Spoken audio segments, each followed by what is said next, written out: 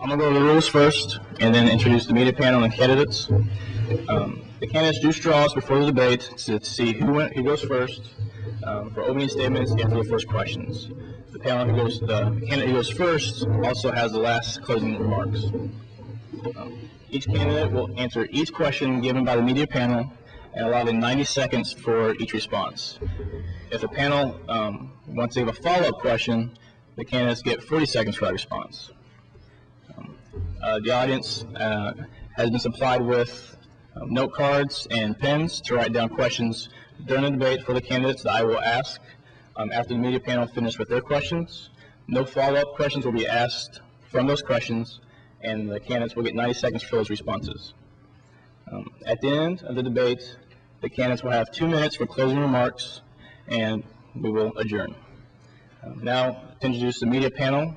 On the far right, we're going down to the left, we have Evan Shields. He's the editorial editor to the Franklin. We have Whitney Lee, who is the managing editor of the Franklin. To her right is Travis Brown. He is a member of the editorial board for the Franklin. And at the end, we have Katie Coffin. She is the news editor for the Franklin. And now to our candidates. Closest to me is sophomore Chelsi Mobley. She is a member of Student Congress and of the sorority Delta Delta Delta. At the far end, we have Aaron Hommell. He's a sophomore. He is a member of Student Congress, and he is a former staff member of the Franklin where he worked with Evan Shields on the Sportsketeers. Now, if we go ahead and start.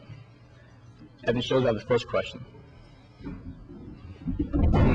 Ms. Mobley, what made you decide to run for Student Congress, and what qualifications do you think that you have that set you apart as a leader? To answer that, I have to tell a story. You see, a couple of years ago, I found myself at a legislative forum asking senators why they wanted to be a senator and what got them elected. Most of their answers were cocky and arrogant about their accomplishments, but one senator answered saying, "I was just a farmer in my community and I saw a need. I didn't seek to become a senator, but I sought to fulfill the need. And having the heart to recognize these needs and having the dedication and work ethic to actually accomplish these needs, this is what got me elected."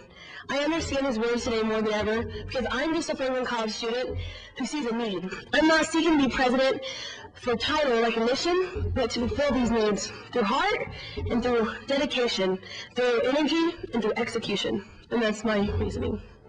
Mr. Hommell, same question. I joined Student Congress last year. Actually, it was a little bit of a weird thing. I actually joined it because I thought, I don't know anyone on Student Congress, and I feel like they're not the ones representing me. And I've actually talked to a lot of people on Student Congress, and they weren't representing me. And I knew a big niche of kids that just weren't getting represented, and I really wanted to represent those people on campus. Student Congress is for the students. It's the buffer between, students and the administration, and it's something that I really wanted to work on. And so far, I've had a great time doing that, and really hope that I can continue. Whitney Lee, next question, please. Ms. Mobley, if elected, what will be your first major change at Franklin College and why? My first major change at Franklin College is going to start within Student Congress. My papa used to tell me that you can't take a space shuttle to the moon before you build the space shuttle. So first, before we do anything about building the connection between Congress and campus, Congress first has to get strong. We have to know how to be leaders for you and how to hold ourselves accountable for representing you. So my first initiative as Student Congress President is going to be to work for Congress, to make our Congress leaders the best they can for you. Whether this is through retreats, through membership development, through brainstorming your ideas, and maybe even rules that actually hold them accountable. If someone's elected your representative, they should be representing you by voicing your wants and your needs and your concerns. And so my first goal is to hold students accountable through building up Congress leadership within Congress. So eventually we can take that space shuttle to the moon of handling Congress or campus-wide issues. Mr. Hommell, same question. My big problem with campus right now is that there's not a lot to do on the weekends. There's not a lot to do if you're not going to go to a Greek house. There's not a lot for you to do on this campus. And on the weekends, through the week, there's a lot of kids that are saying, "Hey, I can go to IU and I can party. I can have a good time. You know, I can go to IU to this event, or I can go to Butler to watch this speaker. Why am I going to school and paying $28,000 and yeah, I'm not having fun there? It doesn't fit me." I hear kids say this all the time. They say, "Hey, you know, I really wish we had things going on here on campus." So one of the first things I would do if elected is push for people to look at programs we can do on the weekends, no matter what they are. Just even little things, just for people to get involved on their own campus. If you don't love your own campus, there's no point in being here. And, you know, a lot of students, I mean, it points to our retention rate that's going down. It's a big problem with our school right now is that a lot of kids are coming here for a semester, maybe even a year, and then they don't come back. That's a problem. I mean, my class is one of those ones that you look at and say, man, what happened to 65 kids? What happened to 75 kids? They had a problem, and that needs to be fixed.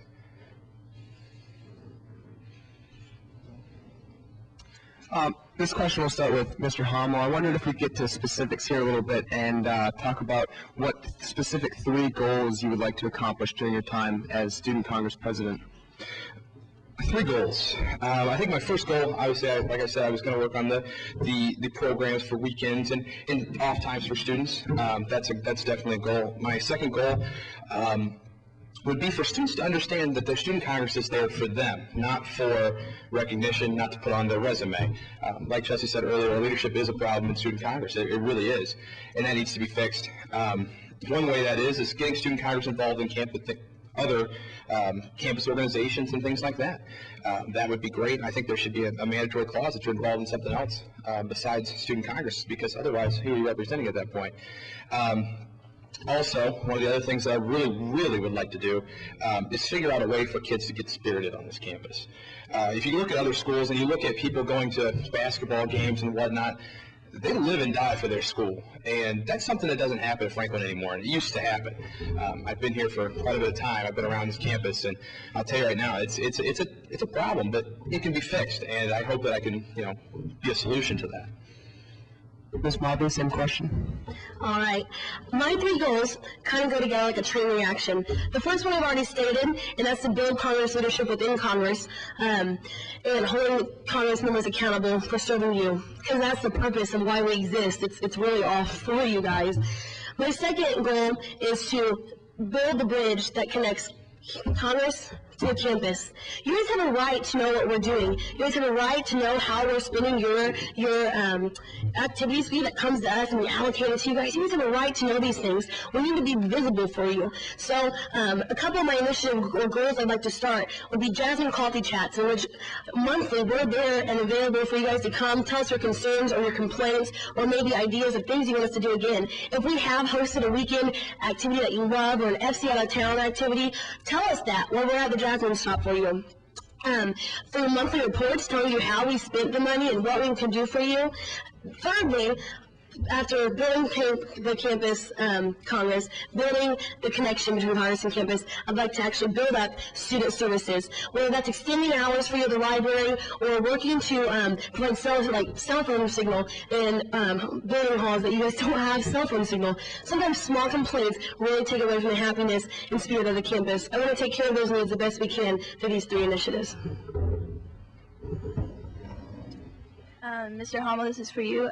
What do you feel is the most important role of the Student Congress President, and what obstacles will you face achieving this? Obviously, the Student Congress President is a figurehead of Student Congress. He's the one that, he or she is the one that, spearheads a lot of things. It takes on responsibilities as well as delegates. I think as far as inside Student Congress, one of the biggest things for a president to do is delegate, responsibility around Student Congress as a whole. It's getting people involved, getting people, to do things and making sure that they get done, because eventually it comes back to the Student Congress President, and their butt's kind of on the line for some of these things. And if they can do their job correctly and well, everything will turn out pretty good.